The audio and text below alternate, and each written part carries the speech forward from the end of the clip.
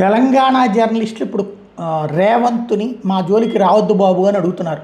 మూసీ సుందరీకరణ పేరిట 1,50,000 కోట్లు కొల్లగొట్టే ప్లాన్ వేశారు అంటూ ఒకవైపున ఇప్పుడు ఆగ్రహం వ్యక్తం చేస్తున్నారు. మూసీ సుందరీకరణలో భాగంగా దేశంలోని ఎత్తైన గాంధీ విగ్రహాన్ని 1,000 కోట్ల ప్రజాధనం వెచ్చించి నిర్మించే పని మొదలుపెట్టారు. దాదాపు 500 కోట్లేమంటున్నారు.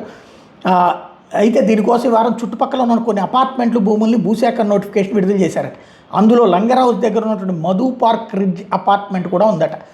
ఇది షాక్కు గురి చేసిందంటే, ఎందుకంటే తెలంగాణలో పాపులర్ జర్నలిస్టులు మేధావులు నివసించే అపార్ట్మెంట్ అది.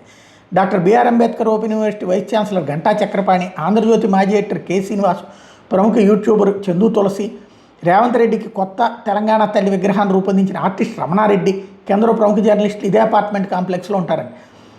ఈ వార్తకు బయటకు పొక్కడంతో ఒక్కసారిగా తెలంగాణలో అలజడి రేగింది. సామాన్యుల మీదకి వెళ్ళడం ఒక ఎత్తు. ఇప్పుడు జర్నలిస్టులు ఎవరైతే రేవంత్ని సమర్థిస్తూ వస్తున్నటువంటి జర్నలిస్టులకే ఇప్పుడు ఈ సమస్య. మరి వాళ్ళకి ఏమన్నా తలకు ₹1 కోటి ఇచ్చి వేరే చోట ఏమన్నా ఇల్లు తీసిస్తారేమో తెలియదు.